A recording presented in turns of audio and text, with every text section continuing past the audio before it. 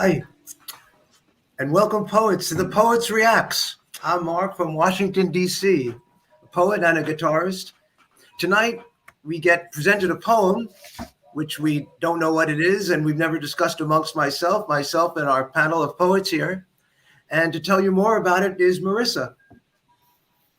Hello, everybody. Welcome back. We're so glad to have you and my esteemed poet friends this evening. Don't forget to comment in the chat. We love when you ask questions. I am Marissa Prada. I am in Albuquerque, New Mexico, and I'm a poet. I cannot wait to see what happens tonight. Lawin? Hi, everyone.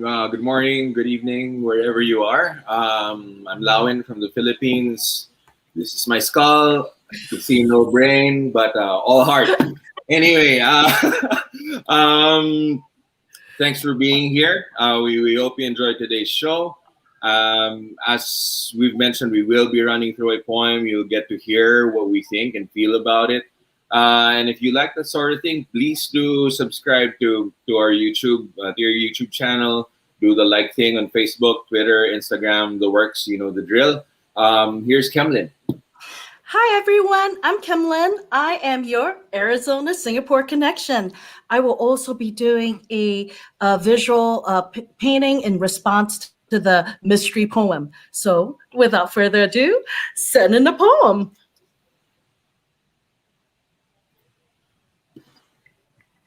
Okay, I'll elected reader for this evening. That says poetry. You want to put the share screen on?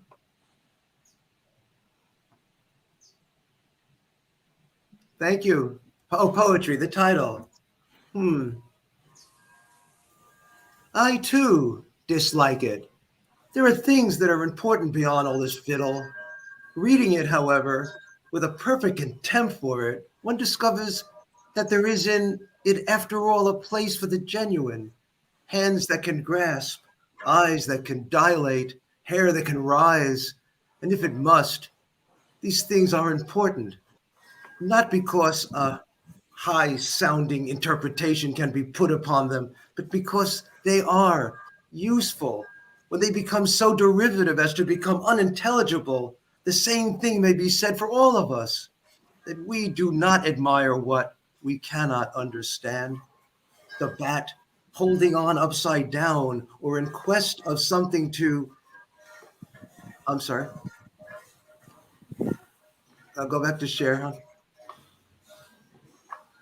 And just scroll down, thank you.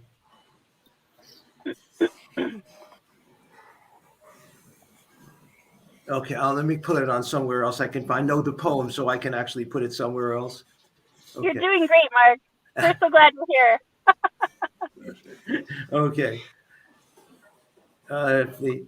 So that we do in mind, we cannot understand the bat holding upside down on a quest of something to eat, elephants pushing a wild horse, taking a roll, a tireless wolf under a tree, the immovable critic twitching his skin like a horse that feels a flea base, but ball fan, the statistician, nor is it valid to discriminate against business documents and school books. All these phenomena are important.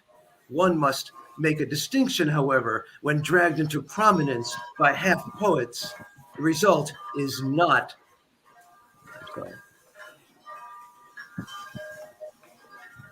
proper, or the poets among can be litterists of the imagination, above the insolence and triviality can present for inspection. Imagery, imaginary gardens with real toads in them shall we have in it. In the meantime, if you demand on one hand the raw material of poetry in all its rawness, and that which is on the other hand genuine, you are interested in poetry. And that was by Marianne Moore. I know the poem and apologize for a little technical problem there. And this is actually a poem that is quite familiar to a certain generation of us poets.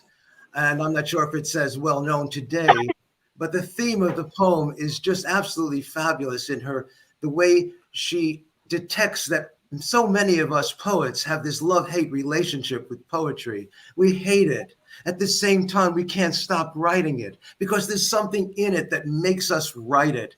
There's something that draws us into this act that in itself is so crazy.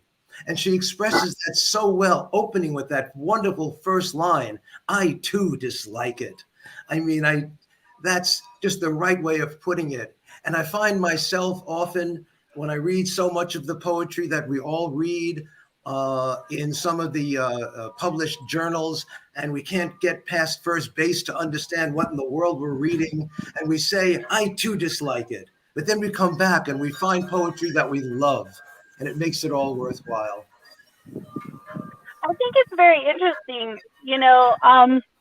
I have two kids, and a lot of times I feel like an elephant pushing a horse, trying to get them to do things, trying to get change. So I really loved the imagery of elephants pushing wild horses. I do feel like that a lot of times, even in my poetry. I said a couple of months ago in a poem that I began writing, the opening line was, I think I'm afraid to be happy because I may never write again. And I think that that's maybe one of the reasons why I despise sometimes a lot of the poetry, because it takes me to the dark places. And by writing it, by having to relive it, by presenting it, speaking it, competing with it, it's almost like making the experience again negative, making the poetry itself negative, and I wind up hating it. I don't hate my poetry, and I don't hate poetry, but I hate having to relive trauma. I hate having to go back to the dark places. Recently, I was very happy and in a very loving space, and I wrote a lot of loving things. And that's partly maybe why I write so much erotica. It takes me out of the dark and into the light. And I definitely don't have a hate relationship with erotica. I wonder that's definitely true enough, Marissa. It's an erotic poem, though. I think that would have been an interesting erotic piece. But yeah, coming from the piece, which is where we're supposed to come from. I love how it touches on the utility of poetry. Okay, this is not usually talked about. What's its use? What's its value? And I love it that it has to be said that it does have a role in our lives. We talk usually about the role of poetry as needing as a way to defamiliarize the world, and therefore we end up actually becoming more intimate with it. And that's exactly what it does. It allows us the indulgence to navel gaze for a bit, and then rediscover what is so magical about our navel in the first place. All right.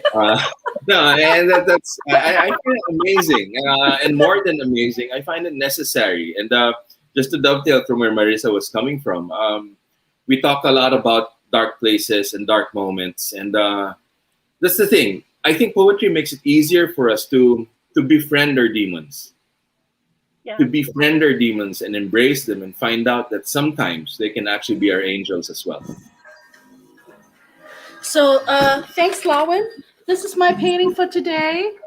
It says poetry. I dislike it. It is, and what I found so delicious was all the imagery that the poet used.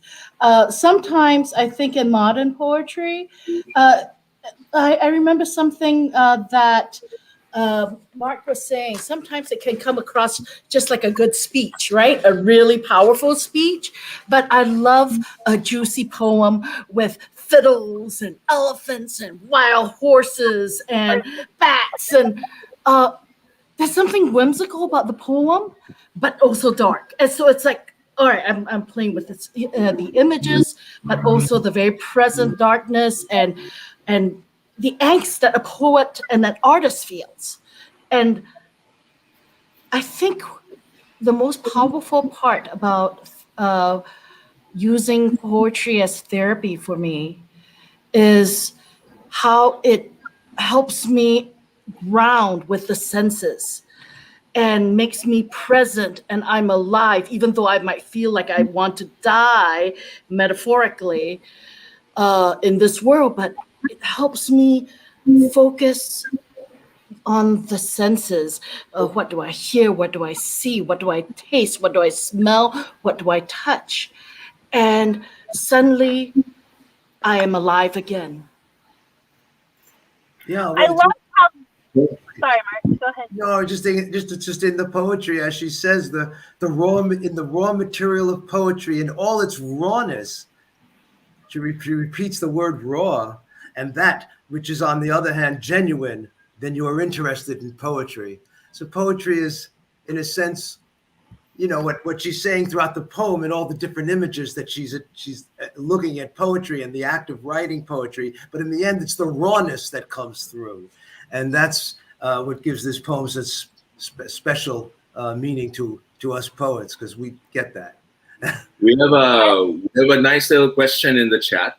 It says here, have you read a poem lately that made you dislike poetry? And my easy answer there is often.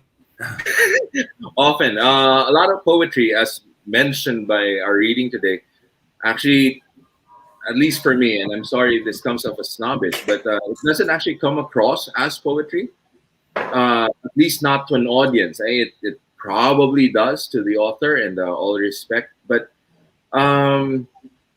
I find that feeling happens most often when you feel that the writer, that the poet is holding back.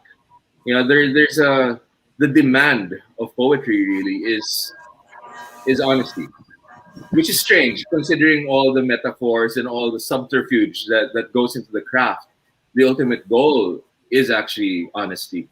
And when you don't have that, when it doesn't come out in the piece, then the audience tends to judge.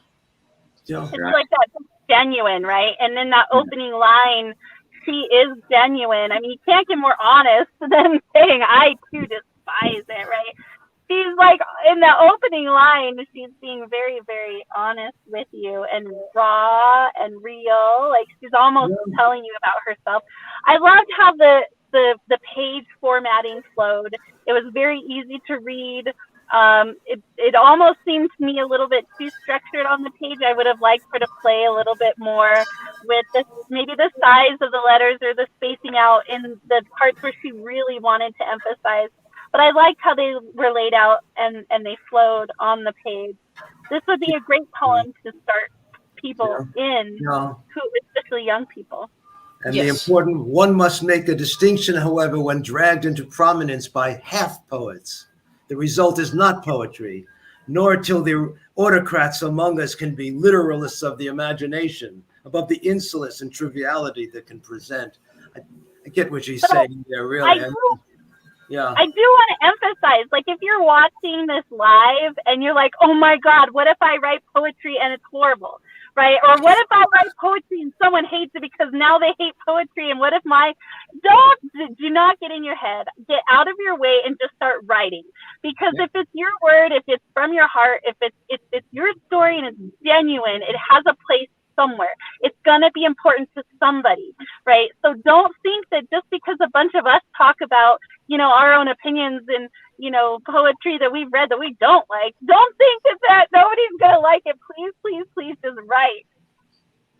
I think before we talk about audiences, you have to remember that a poem, any poem, is a stage for the things you normally dare not say. So do that. Go ahead. Go for it. It's your stage. And you never have to share it if you don't want to, right? If you want that privacy and maybe you're writing it for yourself, that's valid and that's okay. Indeed. But definitely write and then share if you want to. All right. Any last minute thoughts, y'all? Send us a poem on Instagram, or we do want to hear from you. We do. And we'd also, and they'll also be hopefully be choosing one of your poems to react to in the future. Yes. All right, y'all. Looks like we're getting close. We're hitting that 15-minute mark, so we're getting to the end of it for today. But please like, share, subscribe to us on Facebook, IG, Twitter, and of course YouTube. Make sure to be here every Friday night. Don't forget, Bottoms Up is going to be tomorrow morning for me. maybe tonight if you live in the Philippines. Bottoms Up will be later, so plug into that. And yes, like my esteemed colleague said, as we react to poems, we hope that you take action with your pen so that maybe one day we'll be reacting to your poem. Have a good night, everybody. Thank you. Thanks, everyone.